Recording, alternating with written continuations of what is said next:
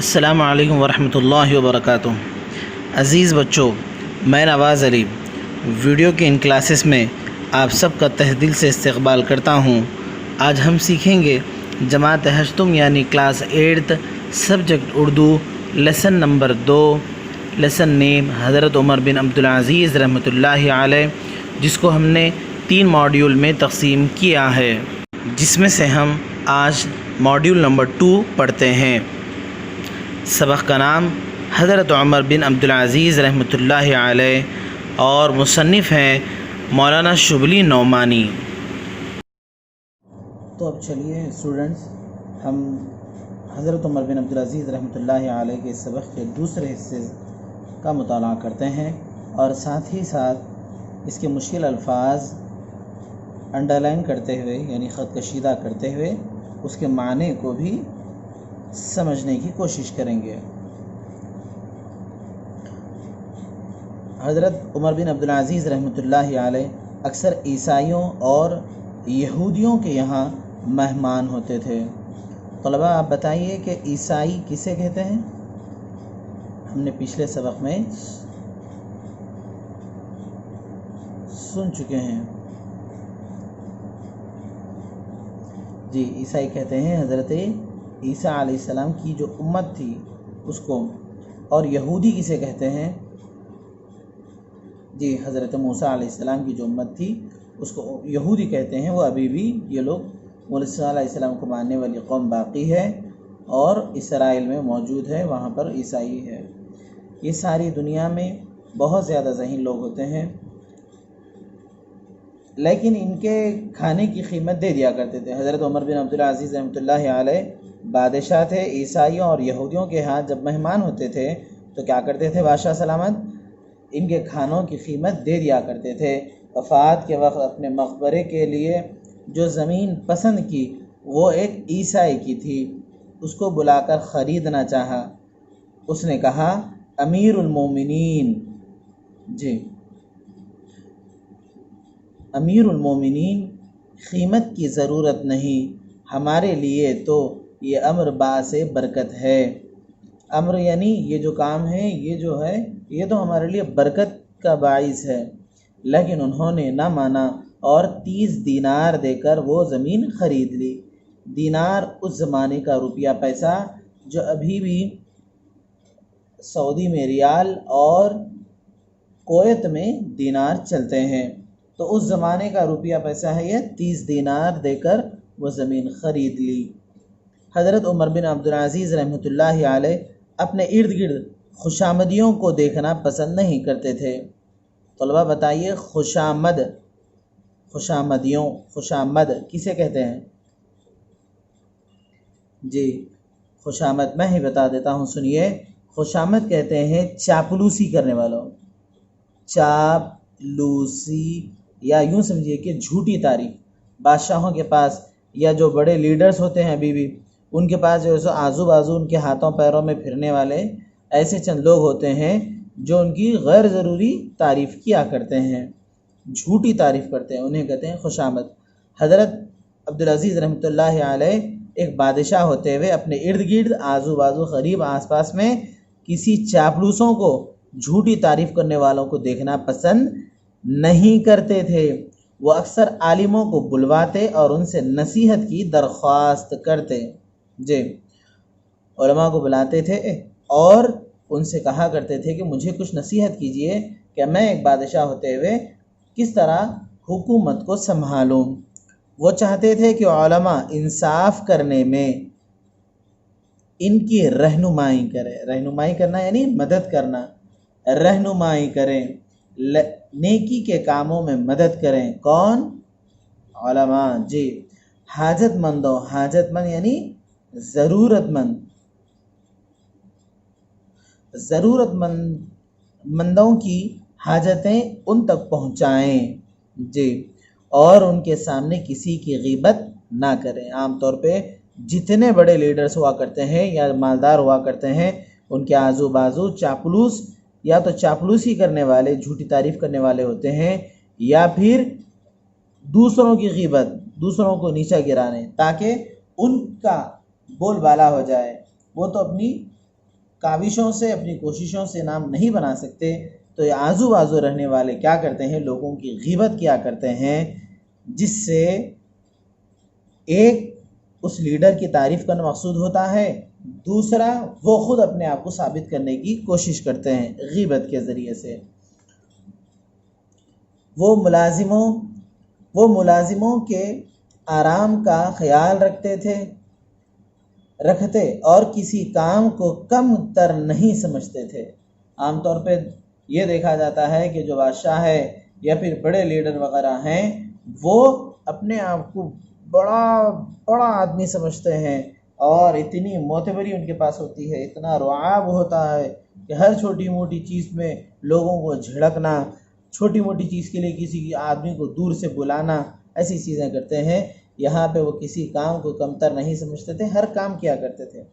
ایک بار رات کو کسی مہمان سے گفتگو فرما رہے تھے کہ دفعتاً، یہ دفعہ سے دفعتاً ہے یعنی کئی بار، چراغ جھل ملانے لگا، یعنی جو بجھنے کے قریب ہوا سے پھڑ پھڑاتا ہے ویسا اس کو کہتے ہیں جھل ملانا۔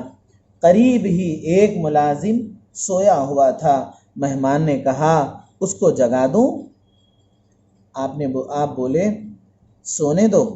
مہمان نے کہا میں خود اٹھ کر چراغ ٹھیک کر دوں؟ فرمایا مہمان سے کام لینا مناسب نہیں، آپ خود ہی اٹھے، آپ کون ہیں؟ بادشاہ ہیں، آپ خود ہی اٹھے، برتن سے زیتون کا تیل لیا اور چراغ کو ٹھیک کر کے پلٹے تو کہا۔ اس کے آگے کی بات بہت ضروری ہے، ہر کسی کو یاد رکھنے کی ہے اور اپنی زندگیوں میں لانے کی ہے۔ آپ اس کو انڈر لائن کرنے کے لیے تیار ہو جائیں۔ اور یہ زیتون یہ قسم کا پھل ہے، وہ اس کا تیل بھی استعمال کیا جاتا ہے جسمانی مساج کے لیے، کھانے کے لیے، اور اس کا تیل کا استعمال اور اس کے پھلوں کا بھی استعمال کیا جاتا ہے۔ والتین والزیتون کہہ کر اللہ تعالیٰ نے زیتون کی قسم بھی کھائی ہے، یہ وہی زیتون ہیں۔ اب یہاں سے انڈرلائن کیجئے، جب میں اٹھا تھا تو عمر بن عبدالعزیز تھا اور جب پلٹا تب بھی عمر بن عبدالعزیز ہوں۔ یعنی چراغ کو ٹھیک کرنے کے لیے ایک بادشاہ سلامت اٹھ کے کھڑے ہو جاتے ہیں تو ان کی عزت گر نہیں جاتی، وہ آج چھوٹے آدمی نہیں بنے، بلکہ وہ کیا کریں؟ وہ خود اٹھے اور پھر اب چراغ کو درست فرمایا اور پھر پلٹ کے کہنے لگے تب بھی عمر بن عبدالعزیز تھا، اب بھی میں عمر بن عبدالعزیز ہوں، یعنی کسی کام کے کرنے سے میں چھوٹا نہیں ہو گیا، میں تب بھی وہی تھا اب بھی وہی ہوں۔ عام طور پہ دیکھا جاتا ہے ملازموں کے ساتھ کیسا رویہ لوگوں کا ہوتا ہے، بڑا بے تکا انداز، بخاص ہوتے رہتے، اٹھو ذرا چراغ کو ٹھیک کر دو، اس طرح سے۔ تو یہاں پر دیکھیے کیسی دینداری ہے، کیسی ایمانداری ہے، کیسے لوگوں کا خیال ہے، یہاں تک کہ کام کرنے والے لوگوں کا بھی خیال ہے۔ ان کے زمانے میں بڑی خوشحالی تھی، لوگ ان کے پاس کثرت سے مال لاتے اور کہتے کہ غریبوں میں بانٹ دیجئے، لیکن وہ یہ کہہ کر مال واپس کر دیتے تھے کہ حاجت مند نہیں ملتے، پھر یہ مال کسے دیا جائے۔ انہوں نے لوگوں کی سہولت کے لیے، یعنی اتنی خوشحالی تھی، جو ضعیف لوگ تھے، جو لوگ معذور تھے، جو لوگ بیوہ تھے، ان کے لیے بیت المال سے رقم دی جاتی تھی، ماہانہ وظیفہ دیا جاتا تھا، وہ لوگ اسی میں خوش تھے اور راضی رہتے تھے اور اسی میں اپنا گزارا کیا کرتے تھے۔ کیوں؟ کیونکہ جب بڑے ہی صحیح ہو جاتے ہیں تو سارے کے سارے صحیح ہو جاتے ہیں۔ تو عمر بن عبدالعزیز رحمۃ اللہ علیہ بادشاہ ہونے کے باوجود اتنی سیدھی سادھی زندگی گزارتے تھے، تو ظاہر بات ہے کہ لوگ بھی ان سے بہت کچھ سیکھیں گے۔ انہوں نے لوگوں کی سہولت کے لیے سرائیں بنوائیں۔ سرائے سے ہے، یہ سرائے کہتے ہیں مسافر خانے کو۔ اس زمانے میں مسافر خانہ دور دراز سے جو لوگ سفر کر کے آتے ہیں ان کے لیے کوئی ٹھکانے کی جگہ ہو جائے۔ سرائیں بنوائیں، شراب پر پابندی لگائی، شراب آپ کے زمانے میں بند کر دی گئی تھی، بیجا رسموں کو ختم کیا۔ آج ہمارے درمیان سارا کا سارا جو پیسوں کی خرابی ہوتی ہے ساری کی ساری، وہ ساری کی ساری بیجا رسم و رواجوں کی وجہ سے۔ چھلے چھٹیاں اور شادی سے پہلے سانچک میں انگلی کی رسم، دلہن کے پاس ہوتی ہے محفل، پھر دلہے کے پاس ہوتی ہے، وہاں پہ بیجا رسم و رواج میں پیسے کا خرچ ہونا اور غیر ضروری جہیز، لین دین، گھوڑے جوڑے کی رقم، ایسے رسم و رواجوں کو انہوں نے سارے کے سارے رسم و رواجوں کو ختم فرمایا۔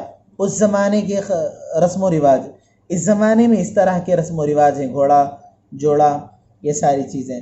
غلاموں اور باندیوں کو آزاد کرایا۔ غلام، طلبہ آپ جانتے ہیں غلام کسے کہتے ہیں؟ جی، اس زمانے میں انسانوں کو، لوگوں کو خرید لیا جاتا تھا، اس کو غلام، مرد ہو تو غلام، عورت ہو تو اس کو باندی کہتے ہیں۔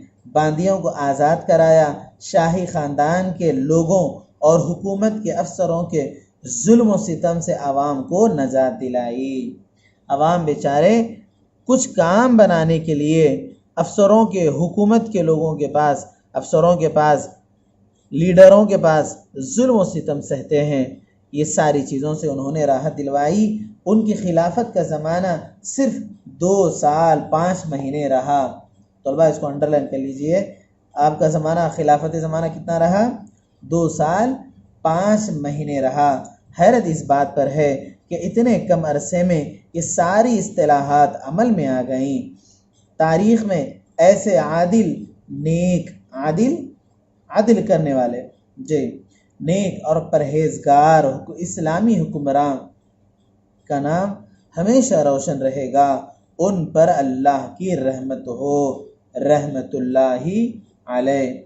ان کے لکھنے والے جو مصنف ہیں، ہم ان کے بارے میں مختصر سا تعارف پہلے سبق میں حاصل کر چکے ہیں۔ تھوڑا تفصیلی طور پر ہم مصنف کا تعارف کو پڑھ لیتے ہیں۔ شبلی نعمانی 1857 میں بندول اعظم گڑھ میں پیدا ہوئے۔ 18 سال کی عمر میں عربی، فارسی اور اسلامی علوم کی تعلیم مکمل کی۔ والد کے اصرار پہ وکالت کا امتحان پاس کیا، وکالت LLB۔ کچھ دن وکالت کا امتحان، وکالت یعنی LLB جاب کیا کرتے ہیں، پھر ملازمت کی، لیکن ان پیشوں میں ان کا دل نہ لگا۔ وہ علی گڑھ چلے گئے۔ سر سید نے ان کی صلاحیتوں کا اندازہ کیا اور انہیں فارسی کا پروفیسر مقرر کیا۔ یہیں ان کے جوہر کھلے۔ وہ سر سید کی تحریک سے وابستہ ہو گئے اور اپنے قلم کے ذریعے اس کو ترقی دینے لگے۔ 16 سال تک علی گڑھ سے وابستہ رہے اور سر سید کے انتقال کے بعد ان سے قطع تعلق کر لیا۔ سید علی بلگرامی کی خواہش پر شہر حیدرآباد آئے اور رشتہ علوم و فنون کے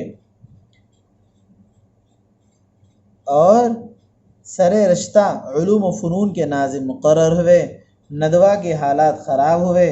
ندوہ یہ لکھنؤ میں ہے، ندوہ کے حالات خراب ہوئے تو ان کی اصلاح کے لیے لکھنؤ چلے گئے۔ آخری عمر اعظم گڑھ میں بسر ہوئی، یہاں سے آپ کو یاد رکھنے کی ضرورت ہے، اسے انڈرلائن کر لیں، جہاں دارالمصنفین، یہ ہارڈ ورڈ بھی ہے ہمارے لیے، مشکل الفاظ بھی ہے، اور اس کو انڈرلائن بھی کر لیجئے۔ دارالمصنفین کی بنیاد ڈالی اور سیرت النبی کی تصنیف میں مصروف ہو گئے۔ سیرت النبی آپ شبلی نعمانی صاحب نے تفصیلاً سیرت النبی کتاب لکھی۔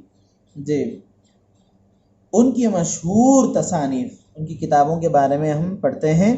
طلبہ میرے ساتھ آپ بھی بولیے: المامون، سیرت النعمان، سفر نامہ مصر و شام و روم، الفاروق، الغزالی، سوانح مولانا روم، علم الکلام، موازنہ انیس و دبیر، الکلام، شعر العجم اور سیرت النبی صلی اللہ علیہ وسلم ہیں۔ وہ بہت بڑے ادیب، نقاد، مؤرخ اور شاعر تھے۔ ادیب، نقاد، مؤرخ. طلبہ بتائیے ادیب کسے کہتے ہیں؟ جی ہاں، ادیب کہتے ہیں زبان دان کو، زبان جاننے والے کو. زبان دان جو ہوتا ہے زبان کی پرکھ رکھنے والا، زبان جاننے والا. جی نقاد کسے کہتے ہیں؟ نقاد بتائیے، کوشش کیجئے. نقاد کسے کہتے ہیں؟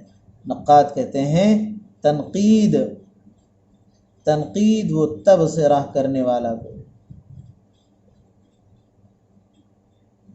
جی تنقید کرنے والا اور تبصرہ کرنے والا جو ہوتا ہے اسے نقاد کہتے ہیں. اب بتائیے مؤرخ کسے کہتے ہیں؟ ہاں، مؤرخ کہتے ہیں تاریخ لکھنے والے کو. جی علمیت اور مذہبیت کے باوجود ان کی زبان میں سادگی، شگفتگی اور روانی پائی جاتی ہے. 1914 میں ندوہ لکھنؤ میں ان کا انتقال ہوا.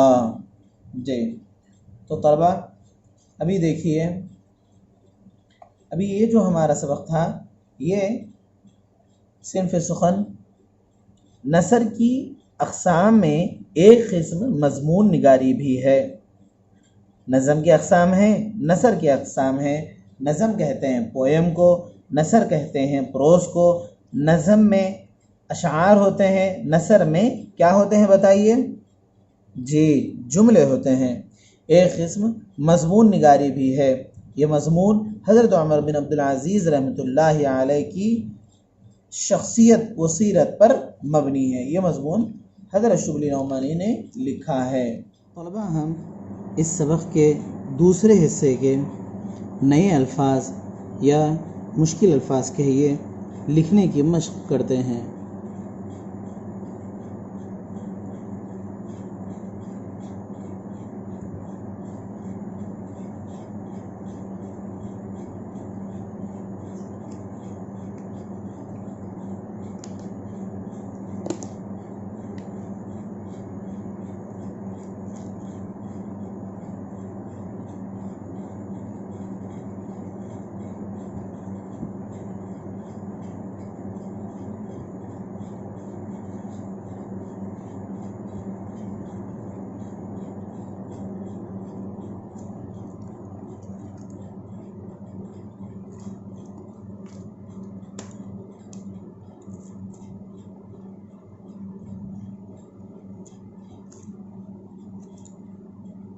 طلبہ میرے ساتھ آپ بھی پڑھیے.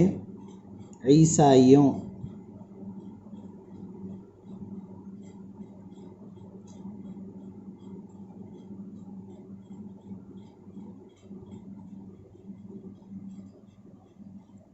عیسائیوں،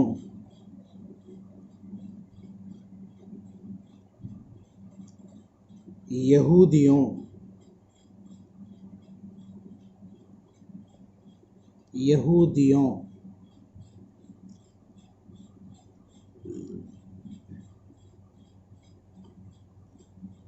مہمان، بولیے مہمان،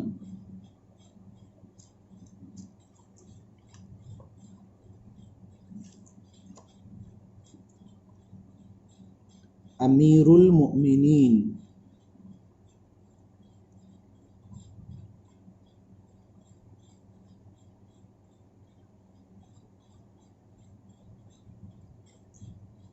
جی قیمت،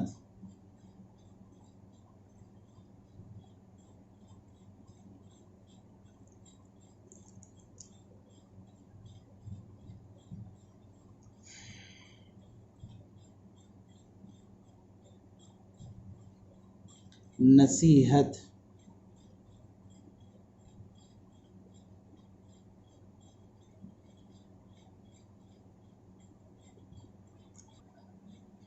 خوشامد،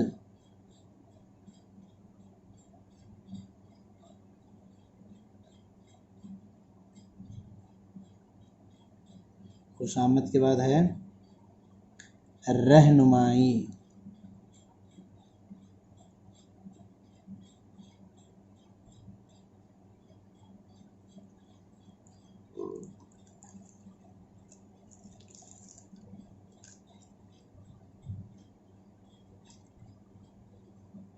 حاجت مندوں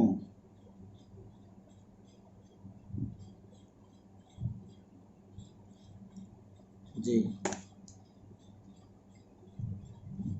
حاجتیں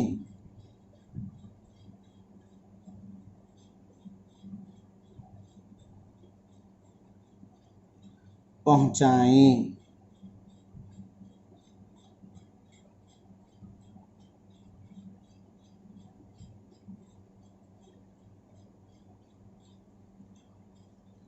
غیبت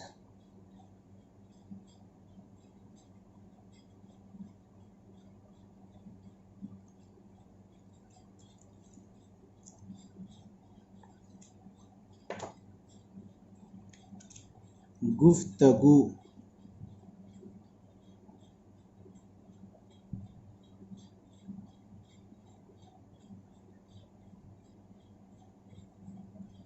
دفعتاً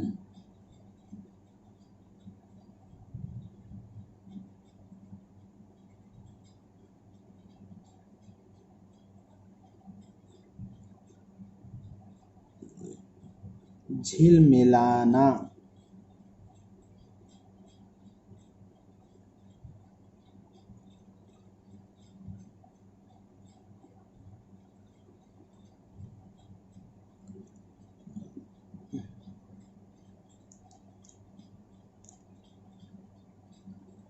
زیتون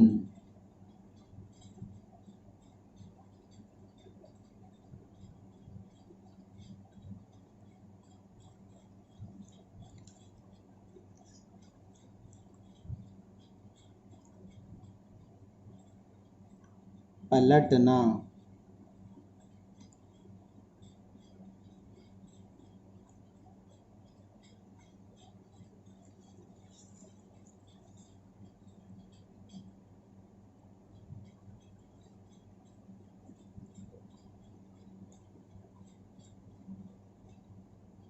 ادیب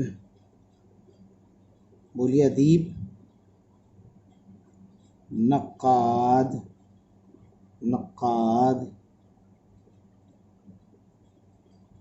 مؤرخ دار المصنفین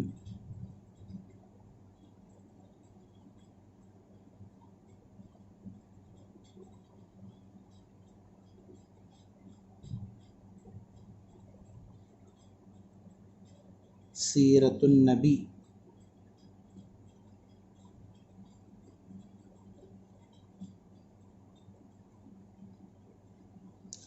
صلی اللہ علیہ وسلم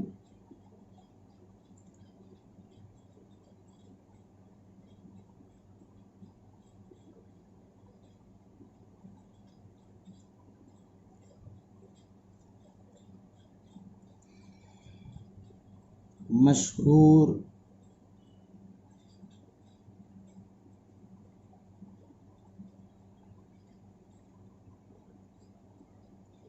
تصانیف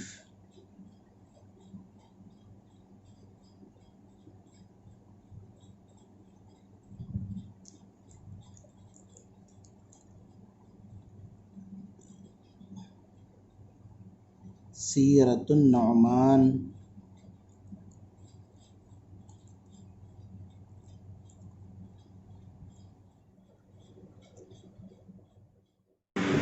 گھر کی مصروفیت میں سنیے بولیے کے تحت یہ سوالات ہیں، اور آپ کو جو لکھ کر مشق کر کے یاد کرنے کے ہیں وہ یہ سوالات ہیں جو خود لکھیے سے تعلق رکھتے ہیں۔